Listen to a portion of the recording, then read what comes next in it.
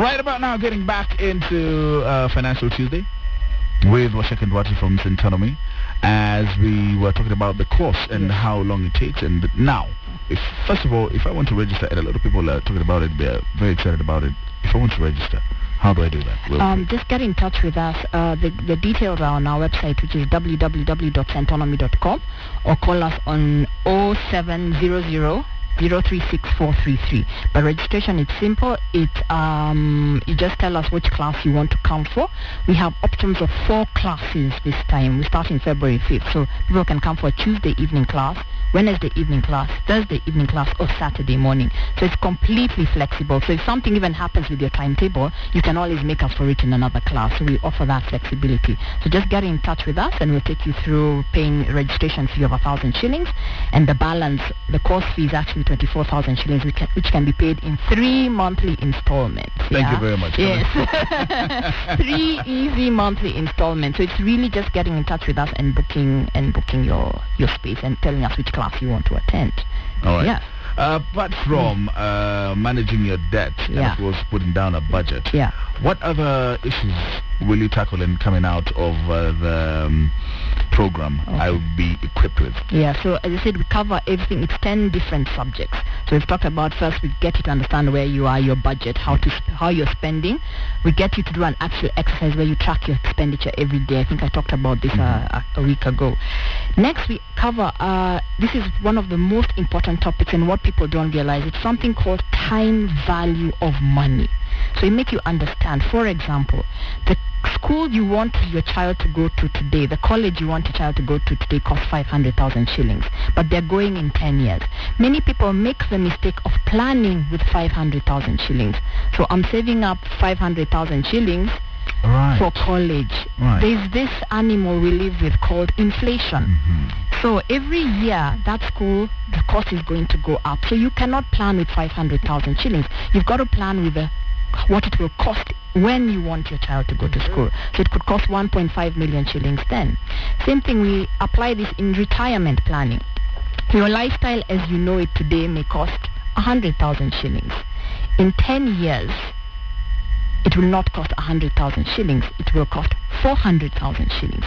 So over that time, as part of your retirement plan, which we help you build in this class, you've got to have planned for investments that will give you income of 400,000 shillings at that time. And this is really where people go wrong with retirement. You're working with today's cost. So you're thinking, oh, all I need is 100,000 shillings. The exact brand of product you buy in the supermarket will not cost you the same amount of money in 10 years. So if you want to maintain the same lifestyle, you've got to plan for the increased costs over time. So time value of money is extremely important. You want to buy a house in 5 years. Today that house costs 5 million shillings. That house in the same neighborhood in 5 years will not cost 5 million shillings. So it's really creating a plan based on time.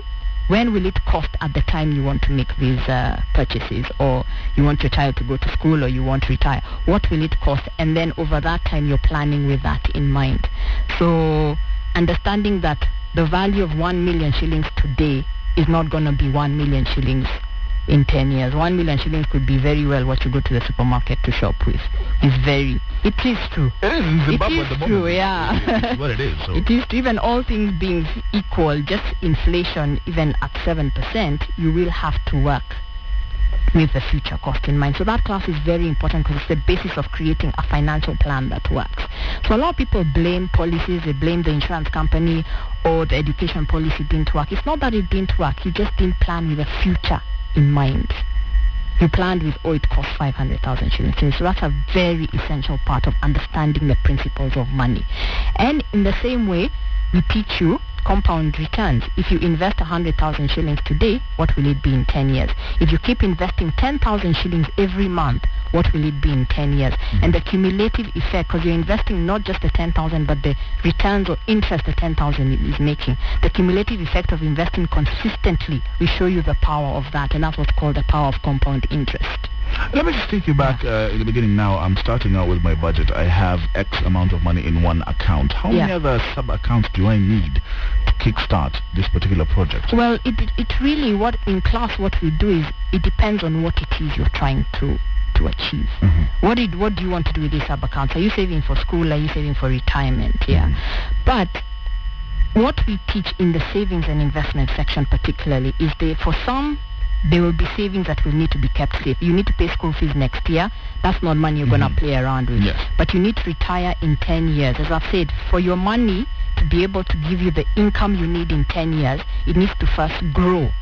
What assets? So we teach you what investments will make your money grow. It could be shares, it could be property, it could be business, it could be unit trust. So we just make you understand that first, what do you want from this investment? Do you want it to grow? What are the assets that will grow the value of your money? But you're not just investing just because it will grow. You're investing with an end in mind. I want my portfolio to be roughly around this size in 10 years, and that is why I'm placing it in these assets. So we make you understand how do those investments work. We have classes which we teach you how do shares work. How does property work? How do companies view own a business? What is the thought process behind running a business and making a business grow and work? Do you want to do treasury bills?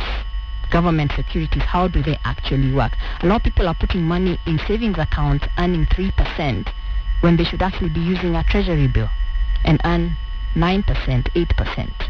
Yeah.